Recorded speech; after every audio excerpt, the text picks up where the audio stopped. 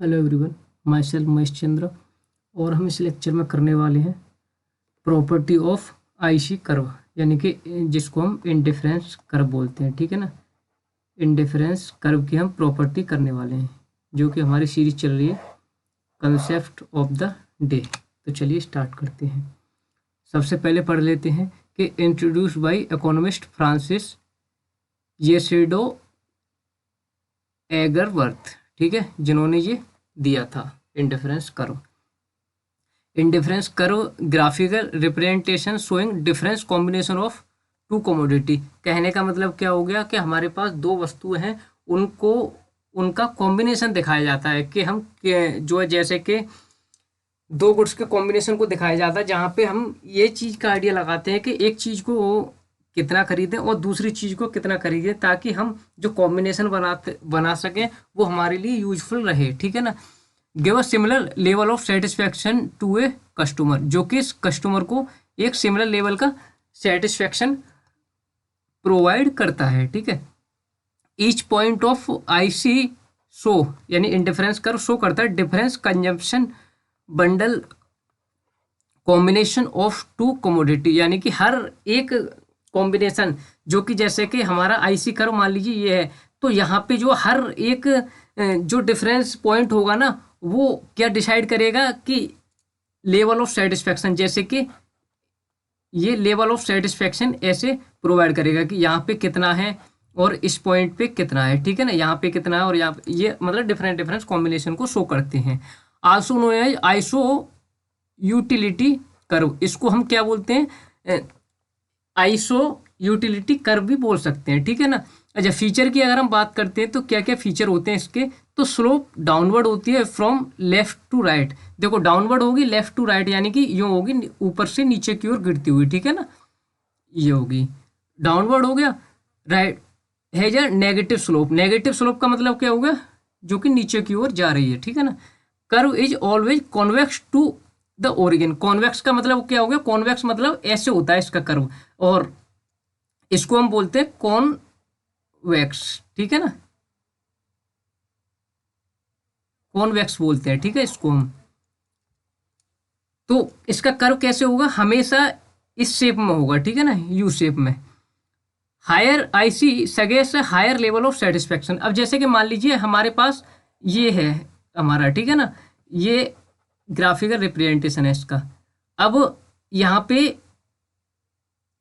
एक हमने यहाँ पे बना दिया, एक ये बना दिया। ठीक है ना, अब कहने का मतलब क्या हो गया कि हायर लेवल सेटिस्फेक्शन कहाँ पे होगा, हायर लेवल सेटिस्फेक्शन वहाँ पे होगा जो हमारा आईसी कर्व ऊपर होगा। ठीक है ना, तो ये कहने का मतलब हो गया इसका, यानी कि इसको ऐसे ना बना के इसको हम बनाते हैं,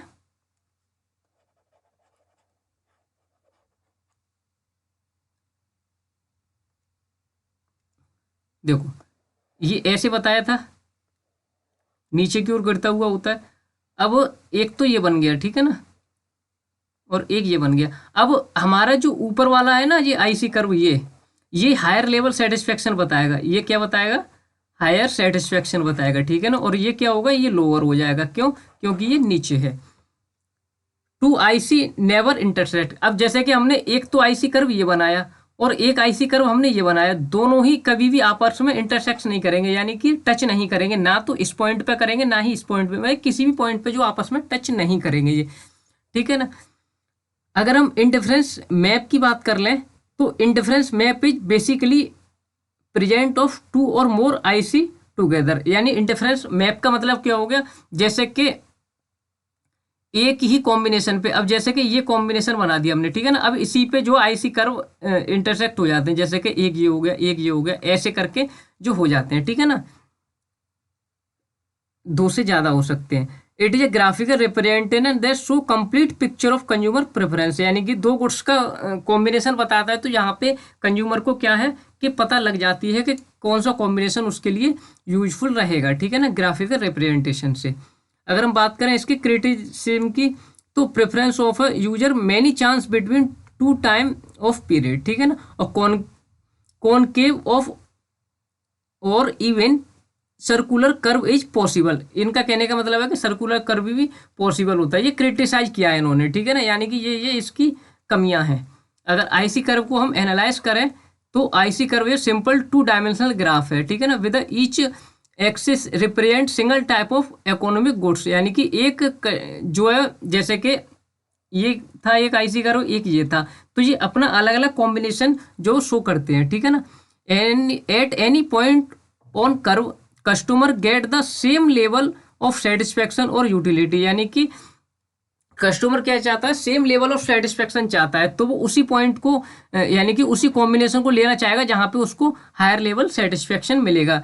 ये हेल्प करता है understand how user make choice, यानी कि किस वस्तु को ले, कितना ले, किस पॉइंट तक वो है एग्री हो जाए, उस चीज को भी ये कॉम्बिनेशन बताता है। इनकम और and substitute effect of marginal utility theory, यानी कि इनकम और सब्सटीट्यूट इफेक्ट को भी यहाँ से पता लगता है। Also explain marginal rate of substitution को भी ये जो है वो एक्सप्लेन करता है। अगर हम इसकी एजम्पशन की बात करें तो एजम्पशन क्या है इसकी, कि user is more satisfy with the bundle further from origin, यानी कि यहाँ पे इस कॉम्बिनेशन को बनाने से क्या फ़ायदा हो जाता है कि वो ज़्यादा सेटिस्फाई हो जाता है इस कॉम्बिनेशन से, ठीक है ना, कि कौन सी वस्तु को कितना जो वो कंज्यूम करेगा।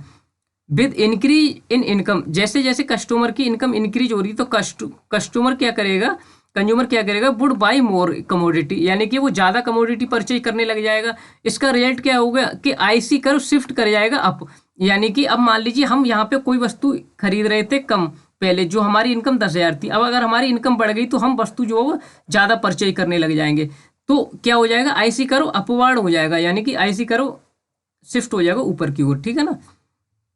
Factor affecting taste and demand of consumer remain constant, यानी कि इसमें एक चीज़ ध्यान रखने योग्य है कि कस्टमर का टेस्ट और उसकी डिमांड कांस्टेंट रहती है, ठीक है ना।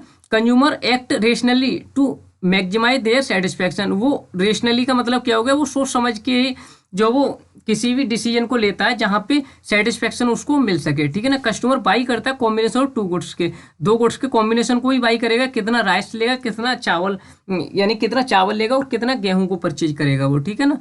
It assume diminishing marginal rate of substitute, यानी कि यहाँ पे हम क्या एज्यूम करके चलते हैं कि diminishing marginal rate of substitute होता है, ठीक है ना। It is convex to origin, convex to origin होता है, यानी कॉन्वेक्स का मतलब क्या होगा, ये इस शेप में होगा, ठीक है ना, यानी इस शेप में होगा, ना कि इस शेप में, ठीक है, ये शेप नहीं होगी इसकी, ये शेप होती है, ठीक है ना। No two IC intersect with each other, ठीक है ना, यानी कि 2 आईसी कर्व, जैसे कि ये आईसी कर्व हो गया, ये हो गया, आपस में कभी भी इंटरसेक्ट नहीं करेंगे किसी भी पॉइंट में। आई होप सारे पॉइंट आपको अच्छे से क्लियर होंगे। लेक्चर अच्छा लगा तो लाइक कीजिए, चैनल को सब्सक्राइब कीजिए। अब जैसे कि इसमें और भी टर्म आई थी, जैसे कि diminishing marginal rate of substitute था, और एक होता है मार्जिनल रेट ऑफ सब्सटीट्यूट, यानी एमआरएस था, और एक था एमआरएस था, और जब एक होता है marginal rate of technical substitution. इन के लिए हम अलग से सेपरेट लेक्चर लाएंगे, वहाँ पे आपको अच्छे से समझ आएगा होगा। Thank you so much.